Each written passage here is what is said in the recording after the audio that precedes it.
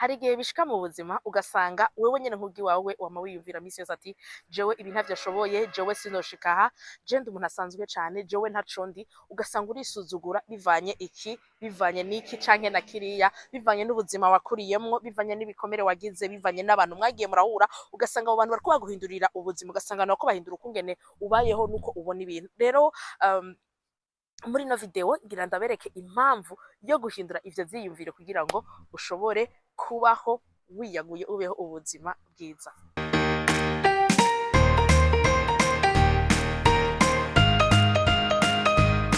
Welcome to my YouTube channel. Welcome again to this video. Nko mubibonye muri introduction, narigeze kuba ndi umuntu ari ababaye, narigeze kuba ndi umuntu ashavuye, narigeze kuba ndi umuntu abayeho nabi, narigeze kuba ndi umuntu abayeho arushe kumvo zitatu. Imvo ya mbere yari yuko nari umu attention seeker no mu people pleaser, naba numva umengo ivyo nkora vyose ntegerezwa kubikora kugira ndyohera abandi, naba numva umengo ivyo nkora vyose hariho umuntu ngaho hanze ategereza kumbona neza, naba numva umengo ivyo nkora vyose ntegerezwa kubikora kubera abandi. Nkaruha, narababara basha, narababara nararuha kubera ko sinari jewe nyene, narababara nararuha kubera ko nakora vyinshi ku bwabo ariko ngasanga nta kimwe ndiko ndakora ku bwanje. Biraruhije misi yose kwama utaha abandi baryohewe kubera ko bakubonye muri ko murasangira inzoga, bakubonye muri boîte, bakubonye mu kabare, bakubonye iwabo, ariko wowe ugataha ubabaye kubera iki? Wahagiye kubera abo we ntavyo washaka. Peut-être wewe wari wishakira kuguma mu nzu, peut-être wewe wari wishakira kuguma uri wenyene, ariko kugira ngo naka ntababare wewe ukiyibagira ugasanga uriko urakora. Narabaye muri ubwo buzima igihe kirekire, ntarafata umwanya wo kwimenya, ntarafata umwanya wo kwitahura, ntarafata umwanya wo kumenya uwo ndiwe n'akamaro kanje.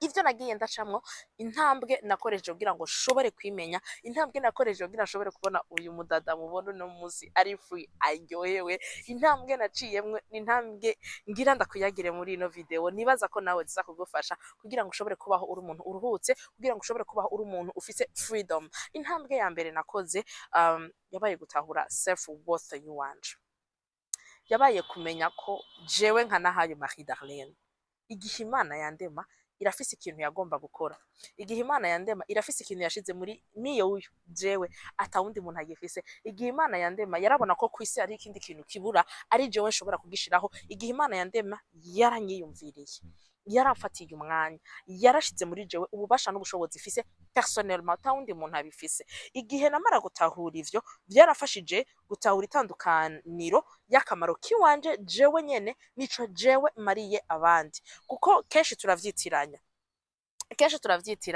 ugasanga akamaro wewe iyo valeur yiwawe uyitiranya no mu uyironderera mu kugira valeur abandi bakubonamo. Ego ndi umuntu atera inkuru muga ntibisigura yuko ca ngenda mu bibanza bitandukanye gutera inkuru abantu ntashaka gusohoka, oya ndaguma hondi. Ego ndi umuntu Imana yarandemanye ni talent yo gukominika n'abantu, kuyaga n'abantu tugahuza.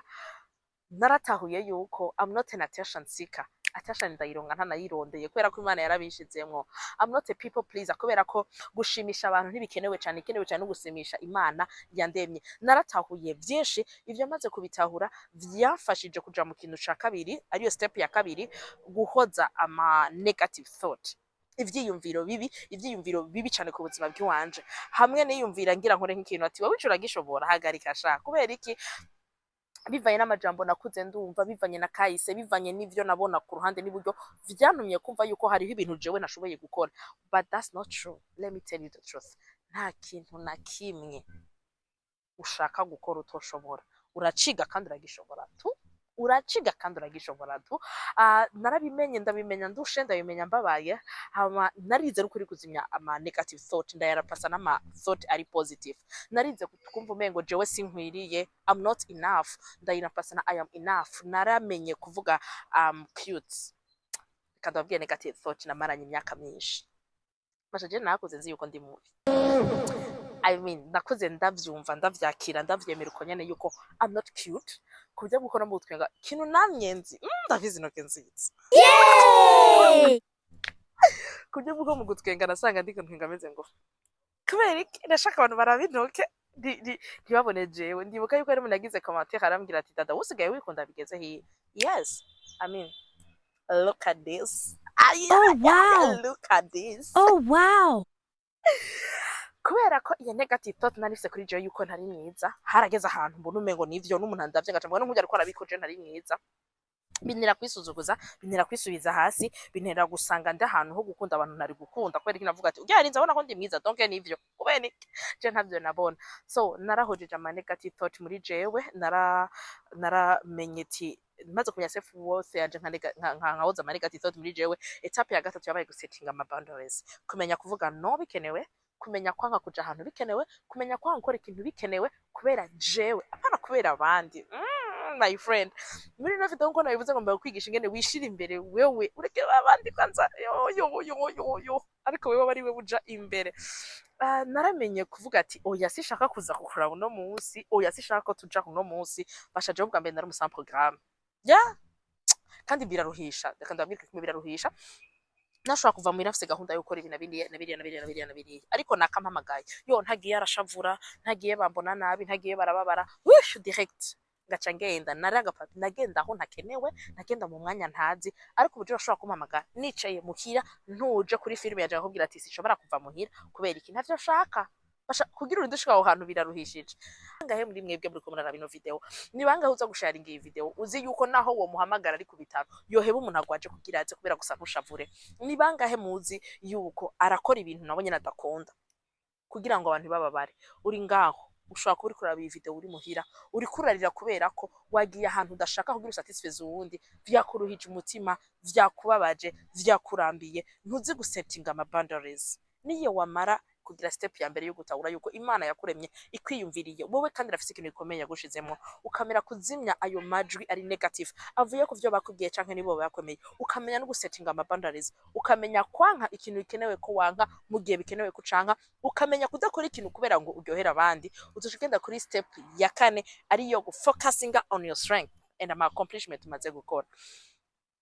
Kwibwira yuko udashoboye ikintu bishobora kuba ari ariko hari ivyo nawe ushoboye, hari inkomezi ufise muri wewe, hari ikintu ushoboye. Narize ndatahura kumenya ati dada ego kijya ntacishoboye ariko urafise ibintu maze gushikako, urafise ibintu maze gushobora. Bica bimpa guhindura focus yanje, ndayishira ku bintu ushoboye no ku nguvu zanje, ndayikura ku vyo ntashoboye. Kubera iyo ugumije focus yawe ku bintu udashoboye, iyo ugumije focus yawe ku bintu utarashikako, iyo ugumije focus yawe ku bintu utararonka, biragutuma ubuzima bwawe bumera nabi kubera ubaho urushe, uguma ukenera gushika ahandi kuburyo bwo kutaronka n'umwanya wo kwapreciate bijya bikeyi ufise. Ndibuka narigeze kuba fise umutima, narigeze kuba mpagaze cane ku kintu ca kugira aba followers 10,000 kuri Instagram, nawe ngo ni accomplishment ya mbere itesa basha. I don't know, umva ndaye ndushe imjo post iki nzogira iki, mugabo maze guhindura nkavuga ati 8,800 barakwiye. Reka rero ntangure gukora ibintu bima amahoro, ntangure gukora ibintu jewe shaka, ntangure gukora ibintu jewe bindyohera.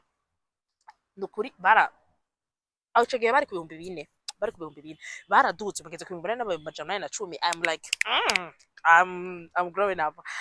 Naravuga ati jewe sishobora gukora YouTube channel, sifise studio na kintu na kimwe mfise, ariko narayitanguye ntira kamera, narayitangura ntira ibi nibi ngeze kwa followers 2,300. Nari nahagaritse kubera ko telefone yari imeze nabi, nta micro yanje yarapfuye na game. So I'm back and I'm ready. This is my strength. Ndafise inkomezi mu communicating n'abantu, ndafise inkomezi mu gufata ibintu bimbabaje n'ibintu binduhije nkabikuramwo lesson nkaza nkayisangiza abandi. Ndafocusinga kuri ico kintu Imana yampaye, n'ubutunzi Imana yampaye bwo gushobora kuba ndiko ndavugisha kamera yonyene atari umuntu ari inyuma, ntari nasiri yuko video iri kurabaturuje kwera nta cameraman mfise ndiko ndabikora jenyene. I know that I can do it. Bikefise ndabikoresha kugira ngo nzoronke binini. I have a dream kugira podcast muri studio nini cane n'amakamera ya n'amatara yaka. Muga ntibibuza yuko nkora video naga telefone kanje n'ama micro niki nkagenda nkidepasa nkava ahantu nkatira ikibanza kugira ngo nzoshobore gushika kuri hahandi. Ico nshatse kuvuga ni giki, hagarara ku nguvu ufise, wakomplice bike hama wige kubihagararako kugira ngo bishobore kugushikana kure ugomba gushika. Niyo wamara kwiga ivyo bintu binengezeko bizoca biguha basha to live at peace, kuba mu mahoro. Kuko jewe hari gihe nshobora kwiraba nkaraba amahoro afise nkabona birandengeye, nkaraba ibintu mba ndiko ndabamo, nkaraba ingorane mfise, nkaraba ibibazo binkikuje, ariko ngaca nibuka ikintu kimwe, gufokasinga kuri izo ngorane ntibituma zivaho, gufokasinga kuri ivyo bibazo ntibituma bivaho, ariko bifasha kuruha, bifasha kubabara. Si ukuvuga ngo ndi umuleseyale canke sinitaho ibintu, nditaho ibintu, ariko ikintu mbona nafitiye ububasha ndacakira hama ngerageza kukironderera inyuma. Ariko reka ndababwira ikintu kimwe, come closer. Ivyo vyose sinari kubitahura, ivyo vyose sinari kubimenya, ivyo vyose sinari kubishikako ntakijijwe. No, I confess. Sinari kubishikako ntamenye Imana, sinari kubishikako natanguye kugira imyanya yanje n'Imana, sinari kubishikako natanguye gusenga. Basha, biragoye ivyo vyose sinari kubishikako nasenga, ivyo vyose sinari kubishikako ntemera Imana, ivyo vyose sinari kubishikako ntari mu rugendo rwanje n'Imana, kuko vyarampaye kumenya ko imbere yuko ndagushira mu nda kwibarutse nari ndakoze. Like it. So I don't need to be known with anyone else. Imana iranzi, kandi Imana niyo yaremye vyose, niyizi vyose, kandi ngaca numva ryanje muri bwo kubera ngo nzi imigambi n'imigabo ndagufise ko yo guha ivyizigiro vya kazoza. So Imana yarabikoze kugira ivyizigiro vya kazoza. Who am I guma mfise ubwoba bw'ibintu narashikako, ko Imana izi vyo nzoshikako je ntaranabimenya. Kuba mu ijambo ry'Imana vyarafashije gutahura yuko Imana yandemye nyiyumviriye, Imana yandemye ifise ico yanshitseko. So sinzi aho bigeze, sinzi umuruho ufise kubera ugerageza kuryohera abantu, sinzi ububabare ufise kubera ko ugerageza urarushe. I know it kuko narabibayemo ndabizi. Urarushe, urarambiwe no kwamugerageza kuryohera abantu. Hari ikintu mvashaka kukubwira, naho uzokwivisha amaraso ukikata amaraso akaza, abantu ntuzopfa warabasatisfeje. Bazokama bafise akantu kabura wewe utakoze, bazokama bafise akantu kabura wewe utashitse ko barondera. Rero please focus on you today. Shaka kukubwira ikintu kimwe, reka kugerageza kuryohera abandi wewe utaryohewe. Shaka kukubwira ikintu kimwe, reka kuronderera amahoro mu kuryohera abandi we bikubuza amahoro. Injira muri wewe, kurikiza izo ntambwe nakubariye, bigufashe, biguteze imbere, bitume uva aho uri, bitume uva muri ico kibanza urimo. Birababaje kwicara ahantu uzi ngo uri mu bagenzi ntibakwapressya, kandi nawe urabibona yuko batakwapressya, ariko wumva umengo wohaguma kugira ngo baryohere. This is your time, my friend. Ruhuka, know your worth, set your boundaries, cecekesha ayo negative thought, focusinga ku nkomezi zawe n'ivyo umaze gukora, bishobore kugushikana kure, bishobore kuguha amahoro, bishobore kuguha umunezero, bishobore kugutuma uba free. So my people, I hope warazi video gushika kumpera. Thank you for watching this video, and I beg again, make sure you share it ku muntu uzi ayikeneye. Make sure you post the link on your status. Ushobora kuba utazi umuntu ayikeneye muga ayibonye kuri status yawe agaca yikenera. And make sure you subscribe, you share, and you comment for me. Thank you. Welcome. Kandi tuzosubira ku munsi wa gatatu na video shasha. Bon dimanche, ndagukunda cyane, mani goheza cyane.